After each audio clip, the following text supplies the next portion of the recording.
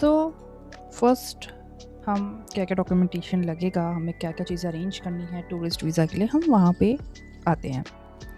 आपको ये प्रिंट करा लेना है और जैसा मैं करती हूँ, मैं इसे एक एक्स्ट्रा प्रिंट करा के रखती हूँ, जिसको मैं अपने पर्सनल वे में यूज़ करती हूँ, टिक मार्क करके जो डॉक्यूमेंटेशन होते जाते हैं।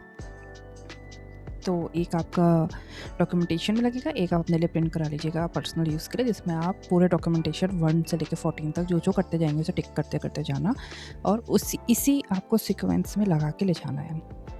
पहला आपको चाहिए एक वैलिड पासपोर्ट जिस पे 2 ब्लैंक पेज से ज़्यादा हो। अगर आप पे कोई ओल्ड पासपोर्ट है जो एक्सपायर हो गया या भर गया था, आपको वो भी साथ में ले जाना। पे जितने भी ओल्ड पासपोर्ट है सब लेके जाने हैं। तो एक ये है। सेकंड में आता है photocopy of the biodata page of the current passport. तो पासपोर्ट का जो फर्स्ट और लास्ट पेज होता है, जिसमें आपका एक फर्स्ट में फ़ोटो होता है और आपका डिटेल होता है, और लास्ट का पेज जहाँ पे एड्रेस वगैरह होता है, उनका एक फ़ोटोकॉपी प्रिंट करा के ले जाना है आपने। जब वो हो जाए उस पर आप टिक कर दीजिए। Second is completely field visa application form. तो ये यही फॉर्म है, इसको पूरा आपको फिल करना है और इसको आपको फिर प्रिंट करा के ले जाना है। और इसे कैसे फिल करना है हम इस पर भी आएंगे अभी। सो 4th नंबर में आता है हमारा कवर लेटर। यही आपका एक one of the main document होता है कवर लेटर। इसमें आपको अपना डिटेल, आपका पर्पस, आपका सब कुछ जो होता है लिखना है। इस पे भी मैं आऊँगी इसे कैसे बनाते हैं। और मेरा रिकॉर्ड रहा है कि मेरा हर बार कवर लेटर इतना बेस्ट हुआ है कि एक बार भी वीज़ा रिजेक्शन मुझे कभी नहीं हुआ है। मैंने खुद से शेंगन वीज़ा भी भरा है, जापान भी भरा है और मल्टीपल कंट्रीज़ के वीज़ा मैंने भरा है और मैं हमेशा खुद भरती हूँ और इट्स बेस्ट कवर लेटर। तो इसका भी मैं आपको डिटेल अवे शेयर करूँगी and end of the video आपको बताऊँगी कवर लेटर कैसे बनाना है। ना कवर लेटर एक बनेगा। 5th हो गया आपका एक फ़ोटोग्राफ, जिसका आपको डिटेल मैंने दिखाया भी था। और ये आपका एक फ़ोटोग्राफ जो आपका यहाँ पे लगेगा, जो आपको लगा के ले जाना है। तो एक photograph. 6 travel booking proof and accommodation detail. So इसमें खुद लिखा है कि highly recommend not to buy a confirm flight ticket. So आपको कंफर्म फ्लाइट टिकट नहीं है, आपको एक डेमो फ्लाइट टिकट लेना है, जो मैं आपको बताऊंगी कैसे बनाते हैं फ्री में। आपको कोई पैसे लगा के डेमो फ्लाइट टिकट्स खरीदने का ज़रूरत नहीं है, आपको फ्री में मैं बताऊंगी कैसे लगाते हैं। मेरा आज तक रिजेक्ट नहीं हुआ। होटल अकोमोडेशन, ये भी आप फ्री में कैसे कर सकते हैं मैं ये भी दिखाऊंगी। इन रिजर्वेशन बुकिंग आपको कुछ भी पैसे लगाने का भी ज़रूरत नहीं है जब तक वीज़ा नहीं आता। अब वो कैसे करता है अभी एक एक करके हम जब इन डॉक्यूमेंटेशन से पास होंगे मैं आपको बताऊंगी। Last 3 year income tax return, ये ज़रूरी है, उनको पता होना चाहिए आप पे पैसे हैं जाने के लिए। तो ये सब उनके प्रूफ है। लास्ट 3 मंथ बैंक स्टेटमेंट, आपको 3 मंथ का bank statement signed by bank में जाना, उनसे कहना मुझे 3 मंथ्स का बैंक स्टेटमेंट, स्पेशली जिसमें सैलरी आता हो आप वो वाला अकाउंट करें जिसमें पैसे हों, ताकि उन्हें पता हो कि आप पे है पैसे। तो बैंक जाके आप उससे 3 मंथ्स का साइन करा दीजिए। एक शेड्यूल ऑफ स्टे सो ये यही है आइटनरी। तो ये आप शेड्यूल यहाँ पे दिखा सकते हैं।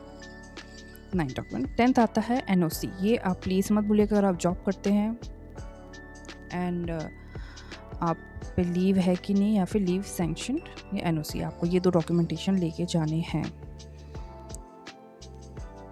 और एक होगा certificate of employment from employer.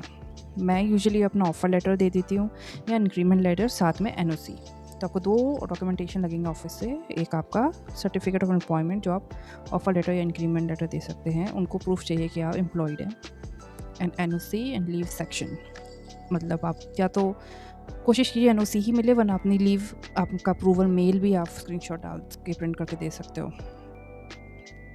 कोई एप्लीकेंट अगर स्टूडेंट है, डिपेंडेंट है, चाइल्ड एंड चिल्ड्रन है, तो उसको लगेगा sponsor letter from parents along with government issue photo ID proof. तो आपके पेरेंट्स के ये सारे डॉक्यूमेंटेशन लगेंगे साथ में, अगर आप जो भी स्पॉन्सर कर रहा हो और जिस पे भी आप डिपेंडेंट हो उसका। तो स्पॉन्सर लेटर लगेगा जिसमें आप लिखोगे कि हाँ मैं इसको स्पॉन्सर कर रहा हूँ, और तुम्हारा जितने भी government issued photo ID proof लगेगा, आधार कार्ड वगैरह लगेगा, पेरेंट्स का या स्पाउस का लास्ट 3 ईयर का इनकम टैक्स। और in case ITR is not available please submit bank statement of last. अगर ITR नहीं है तो 6 मंथ का आप अपना बैंक स्टेटमेंट साइन भी पेरेंट्स का डाल सकते हैं। प्रूफ ऑफ रिलेशनशिप, पति है तो मैरिज सर्टिफिकेट, एंड पेरेंट्स है तो आपकी किसी ID वगैरह में उनका नाम, ये सब प्रूफ आप दे सकते हैं। और ये आपको लगेगा स्कूल, कॉलेज, यूनिवर्सिटी से लीव सैंक्शन लेटर और बोनाफाइड सर्टिफिकेट। आपको स्कूल से आपका लेटर, मेल या कुछ भी प्रूफ चाहिए कि आप पे छुट्टी है आपकी अप्रूव्ड है। अगर आप ये स्टूडेंट है, डिपेंडेंट चाइल्ड और चिल्ड्रन है, ये उसके लिए है। इन केस आप वाइफ और हस्बैंड है, sponsor letter from spouse. Sponsor letter आप स्पाउस का प्रिंट करके दे सकते हो, लिख के कि स्पाउस जहाँ पे लिखेगा कि हाँ मैं कर रहा हूँ। अभी चैट जीपीटी से भी लिखवा सकते हो, चैट जीपीटी भी लिख के दे सकता है, वरना मैं आपको बता दूंगी कैसे लिखना है। आप बस कमेंट में लिखिएगा and I will give you that link. Letter example का, spouse last 3 year of income tax, and अगर ITR नहीं है इनकम टैक्स तो आप बैंक स्टेटमेंट लास्ट 6 मंथ का sign by bank, proof of relationship, marriage certificate. So number 12 और 13 similarly है। Number 12 is for people जो डिपेंडेंट जा रहे हैं, बच्चे या student. Number 13 is for wife and husband. So 12 and 13 अगर आप पे एप्लीकेबल नहीं होता है तो आप इसको भूल जाओ। 13 इज़ नॉट। अगर आप कुछ जॉब करते हो, केपेबल हो, तो आपको ये दो की ज़रूरत नहीं है। इवन आप वाइफ एंड हस्बैंड जा रहे हैं और आप अपना अपना कमाते हो, अच्छा इनकम है, तो आपको ज़रूरत नहीं है इन दोनों का। अगर आप वाइफ हैं जो जॉब नहीं करती, या हस्बैंड है जो डिपेंड होकर जा रहा है, या एक है जो बहुत ही कम कमा रहा है, तो आप कर सकते हो जो sponsor letter. Now if the applicant is owner of a company, अगर आप कोई ओनर है, आप जॉब नहीं करते, यू ओन सम बिजनेस, तो proof of ownership, direct identification number, approval issued भाई ये एंड अफेयर ऑन, ये सब डॉक्यूमेंटेशन जो भी लिस्ट है, एंड कंपनी का लास्ट है तो फिर आपको कंपनी और अपना उसका देना पड़ेगा डॉक्यूमेंटेशन। एक चीज़ याद रखिए, आपको अपना केस स्ट्रॉन्ग करना है। ज़रूरी नहीं है कि यही डॉक्यूमेंट आपको देने। अगर आपको लगता है कुछ एक्स्ट्रा दे के मेरा काम और अच्छा हो सकता है, जैसे सैलरी स्लिप भी आप डाल सकते हैं। आपको VFS काउंटर में बोलेंगे इसका ज़रूरत नहीं है, पर यू कैन ऑलवेज, आप हमेशा कह सकते हो कि कोई बात नहीं, यहाँ पर आप रख दीजिए, भले वो मना करें। आप ज़बरदस्ती में बोल सकते हो कि नहीं आप ही लगा दीजिए। तो आपको प्रूफ दिखाना होता है कि हाँ मैं केपेबल हूँ जापान जाने के लिए। सो पूरा इसका यही है। मैं भी एक्स्ट्रा डॉक्यूमेंट कई बार डालती हूँ, सैलरी स्लिप डाल दिया और एक्स्ट्रा लेटर्स। तो अगर हम मल्टीपल विजिट वाला आपको वीज़ा चाहिए, सिंगल एंट्री नहीं मल्टीपल एंट्री, तो अब एक आपको लेटर ऑफ रिक्वेस्ट डालना पड़ता है, जिसमें आप बताएंगे आपको क्यों मल्टीपल एंट्री चाहिए। तो कभी कभी आपको 6 मंथ या 1 ईयर या 3 ईयर या इवन 5 ईयर का भी दे सकते हैं, बट उसका एक क्राइटेरिया है। आपको तभी मिलेगा लॉन्ग टर्म वीज़ा अगर आप 2 बार जापान जा चुके हैं, या फिर 1 बार जापान जाके आ चुके हैं और आप G7 कंट्रीज़ जो हैं वहाँ पे ऑलरेडी होके आ चुके हैं।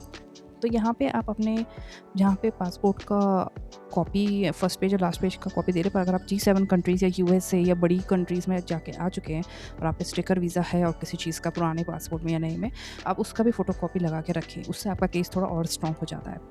आप पहली बार जापान जा रहे हैं तो आपको नहीं वो लॉन्ग टर्म देंगे, आपको एटलीस्ट 1 या 2 टाइम जाना होगा। सो ये है लिस्ट। नॉट ओनली जापान, आप किसी भी कंट्री का वीज़ा VFS से भरते हो, आपको सिर्फ एक एक करके ये सब चीज़ें फॉलो करनी है। It's that simple.